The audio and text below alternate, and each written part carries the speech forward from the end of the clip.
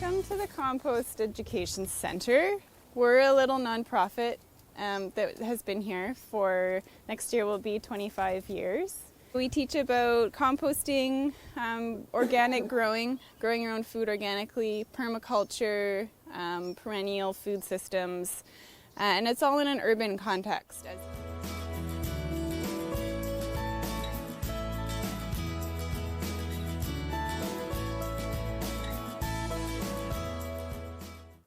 The whole point of gardening like a forest is to mimic the forest ecosystem.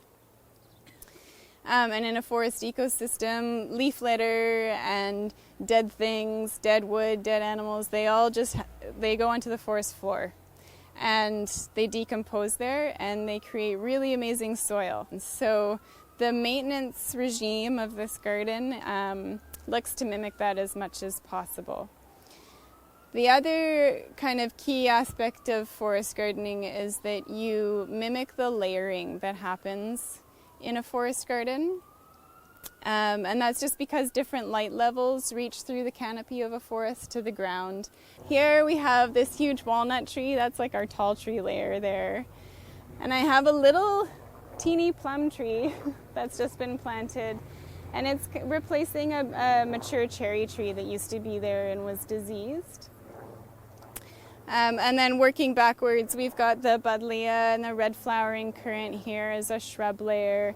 And then there's usually tons of comfrey and lupins, mint, lemon balm, sorrel, all kinds of more herbaceous stuff that takes advantage of those lower light levels.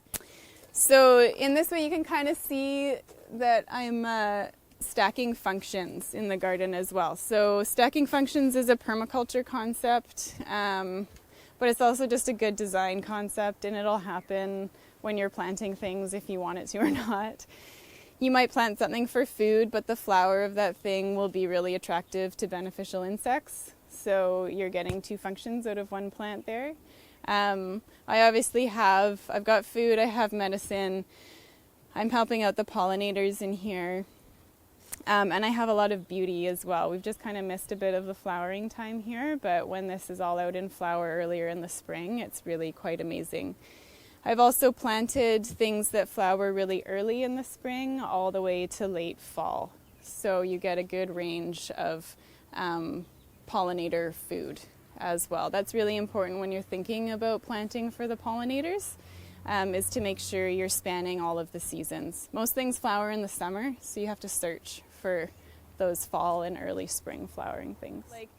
There's a lot we're trying to do with growing, especially growing in the city, you're trying to have the freedom of producing your own food, you're trying to save money, you're trying to provide habitat, you're providing corridors for wildlife as well as pollinators. You're doing all of these things that are really important to sustainability, but it's also important to enjoy them.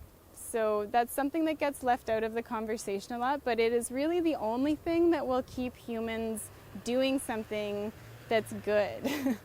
We really like being around nature, and we're doing a really good job of obliterating nature in the cities that we live in.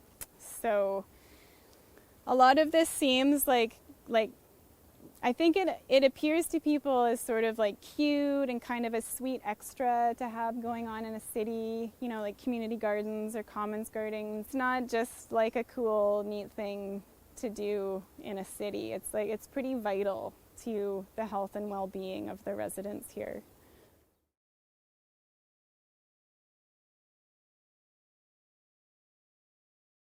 If this area was ever to be ripped up and maybe more food put in, which would be awesome, the soil will be in pretty good shape. And I think that's important, right? When thinking about sustainability, you're not just thinking about the next 30 years. You're maybe thinking about, the next 100.